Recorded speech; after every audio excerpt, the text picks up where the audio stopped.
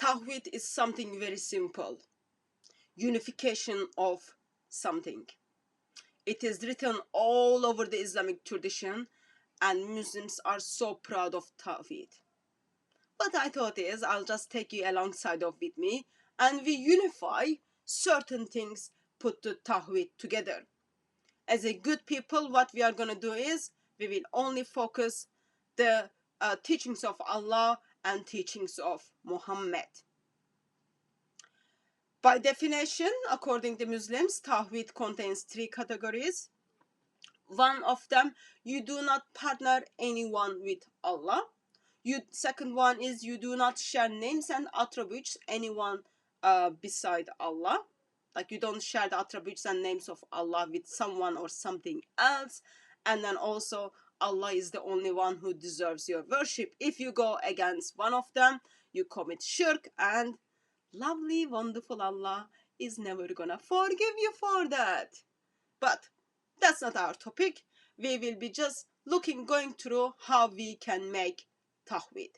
So for us to make Tawheed, essential is we need a big pot, because we are going to put everything here and then cook them in slow heat. Okay, so first thing what we need is we need the things which shares the attributes of Allah. First thing we will need is, let's say, we will need Issa, Islamic Issa.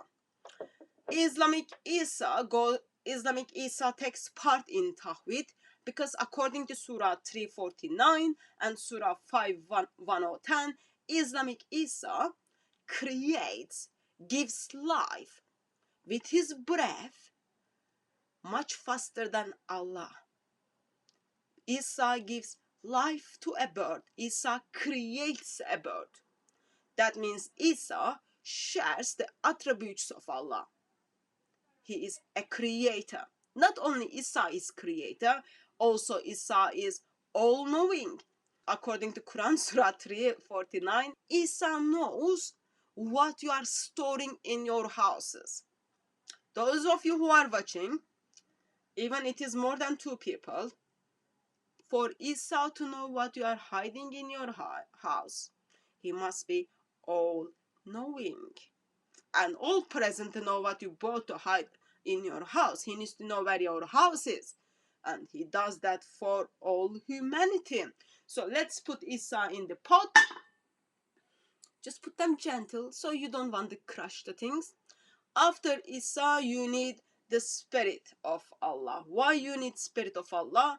Because Spirit of Allah gives life and creates. It is Allah only who gives life, but according to Surah 19, Spirit of Allah appears as a perfect man. Surah 66:12 and Surah 21:91, Spirit of Allah gives life to Issa, and also Surah 55, Spirit of Allah is all-knowing and all-powerful, strengthens the believers, holds the believers together. So Spirit of Allah shares the attributes of Allah. Spirit of Allah goes into pot. Put them gently, you don't want to hurt daily feelings. After Spirit of Allah, what we have is, we will have Quran, eternal word of Allah. On the day of judgment, it's going to appear as a pale man and intercede for those who recited it.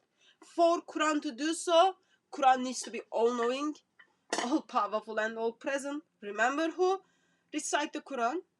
Remember when they recited, and be able to hear them all. That's the attributes only belong to Allah, but in somehow Quran shares that. Not only Quran shares that, of course, certain surahs of the Quran, Surah 2, Surah 3, is actually gonna come and intercede for you as well. They will be in the shape of birds or clouds. So for certain surahs to be able to know what you recite and be able to intercede for you on the day of judgment and argue with Allah, they must have the attributes of Allah. all-knowing, all-powerful, and even much powerful than Allah. Therefore, we put Surah 2 and Surah 3 in the pot, 67 in the pot. That's still Surah 2. Goes into pot.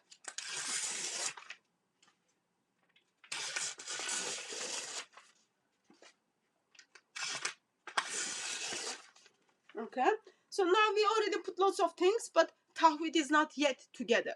So what we do is we use this small nice spoon, and then we want to stir that nicely. Oops, stirring is not working, so we can use this mushing thing, and then we mush them gently. You don't want to hurt the feelings of Tawheed and Muslims. Just gently push it down, push it down. Yeah, that's okay. So far, what we have is we are trying to put the Tawheed together. We've got Issa, Spirit, and Quran. Those things shares the attributes of Allah. They are creator, they are intercessor, they intercede for Muslims. Those are the attributes of Allah. And some of them are even powerful and knowing. So alongside of that, of course, we haven't got the Tawheed together yet. Couple of things we need to add. What we need to add is we need to add Muhammad. Because without Muhammad, Tawheed will never come together. So first let's put Muhammad in here. Why Muhammad is in the pot? Surah 4 verse 64, 65. Muslims must submit to Muhammad in fully. Without Muhammad, you are just no one. You can't even get to be slave of Allah. Nothing personal there. But no, you can't be slave of Allah at all. Without Muhammad, you can't practice your worship. Why? Because according to Surah 8 verse 24, answering Muhammad, responding Muhammad comes before your worship to Allah. If you are praying and Muhammad called you, you've got to stop. Even though prayer is the essence of the worship, dua is the essence of the worship, you stop there, you go and respond to Muhammad. It's not only you've got Muhammad there actually. After that, what you have is full submission to Muhammad, and what you've got black stone. Okay, black stone goes into pot to make the Tawheed. Why? Because black stone, one day it's gonna get tongue and lips and consciousness, and gonna remember those people who kissed it, and going to erase your sins and atone for your sins. That is double shirk. But I've got only one stone, so we will be cooking one stone alone. So black stone shares the attributes of Allah. Allah is the one who only forgives, yes, yet black stone one day is gonna take your sins and forgive you, remember you. Millions of people go to Hajj. For black stone to be able to remember who kissed it, black stone must be all-knowing, all-powerful, and all-present. Who kissed it? What was their past sins? What are their future sins? And of course, it has the power of forgiving. Okay, black stone goes into pot.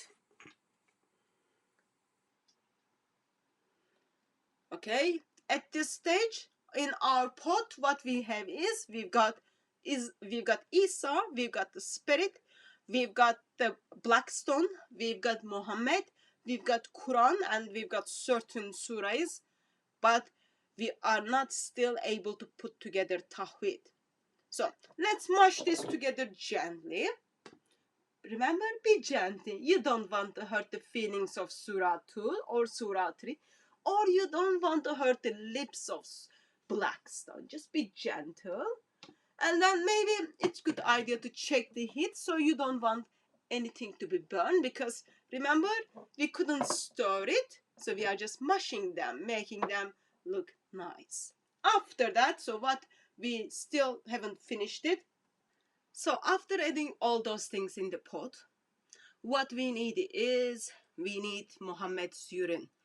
Why do we need Muhammad's urine? Because it is the taste or the blessed or whatever in that urine, that when you drink that urine, it is taking you away from hellfire. So in here, I've got a pot, a mug of urine. I would say, let's go with large size of mug. Okay, so you just fill large size of mug with the Muhammad's urine and pour it into the pot.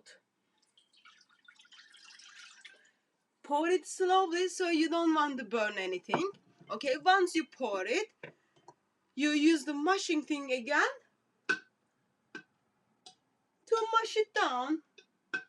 So it needs to be mixed very well. Perfect. Perfect. So what we have is, we have Issa, we've got Spirit of Allah, we've got Quran, we've got surahs, we've got Blackstone, we've got Muhammad, and then we put the urine of Muhammad, and we need to put little bit spit in it, because spit of Muhammad is so good. You can put that on your skin, his saliva. But what I'm gonna do is, I'm not gonna do that. I'll let you to do that. Please do it at home. Don't put that much spit, just little bit of it. You don't want it to be salty or anything. So that all looks good. It's like coming to the cooking. One of the things I think we would benefit is, you can pour into it, if you are not happy with the taste, little bit camel milk. So let me just try the taste.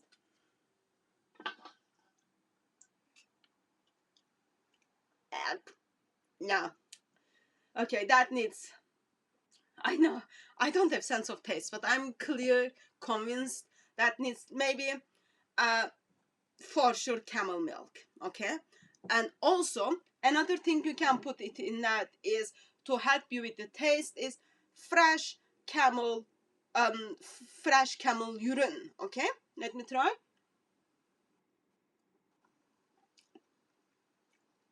Yeah, I think you add little bit fresh camel urine. Actually, I want to drink a little bit more before I put it in. Yeah. Okay, drink a little bit more. And then pour very slowly some of the fresh camel urine. Oh, hear the sound? That sound seems it's all cooking well. Stir it. Let's try it now.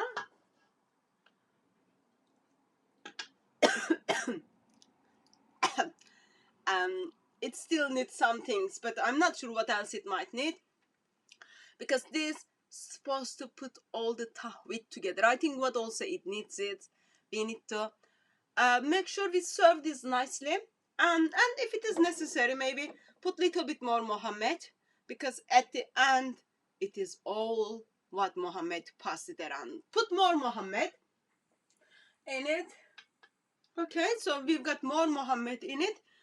I think this should be ready to put the Tawheed together. So what we've done is, we simply cooked a big pot of Tawheed. We made very big pot of Tawheed. So let's go through again once again what we have in what we put together to make the Tawheed. We've got Issa and we've got the Spirit of Allah. Both of them are creates, both of them gives life, and also Spirit of Allah appears as a pale man, which Allah cannot do it. But also Issa is all-knowing. He knows what you are storing in your houses. So Issa and the Spirit of Allah shares attributes of Allah. And then what else? We put it in the pot to cook. What we put the Quran. Quran is going to appear as a pale man and intercede for those who recite it. For Quran to intercede, Quran must be all-knowing and all-present. Remember, all people who recite the Quran in a correct way. And of course, we put the Surah 2 and Surah 3 and Surah 70, 67, because they share the attributes of Allah. They've got conscience. They are going to argue with Allah. They are going to remember who recite the Quran. Those are all attributes of Allah, all-knowing, all-powerful, and all-present.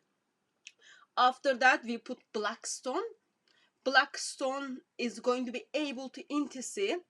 A black stone is going to be able to erase your sins. Black stone is going to atone for your sins when the lips and tongues comes together.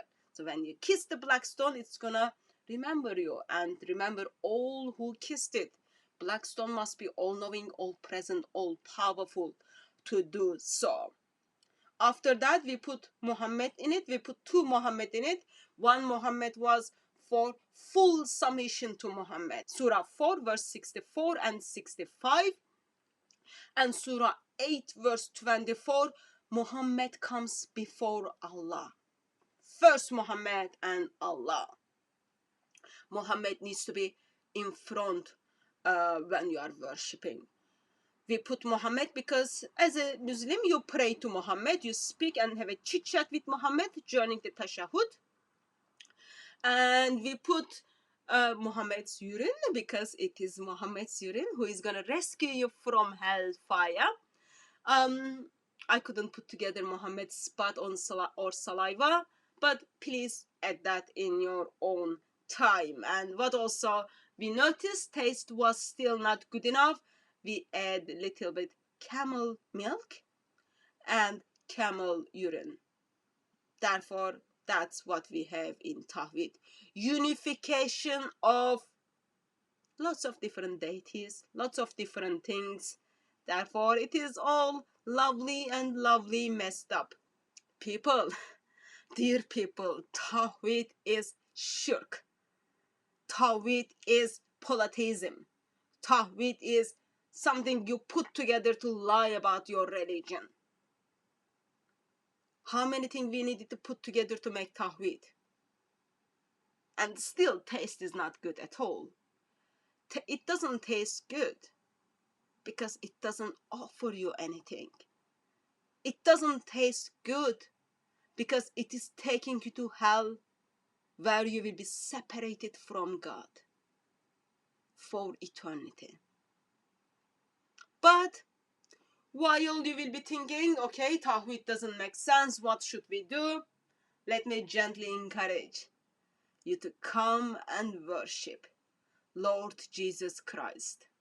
Come and bow down to Him, because that's gonna happen one day. One day every tongue is gonna confess. One day every knee is gonna bow down to Lord Jesus Christ.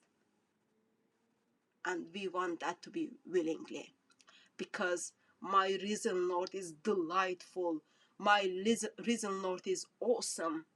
He changes you from inside and out.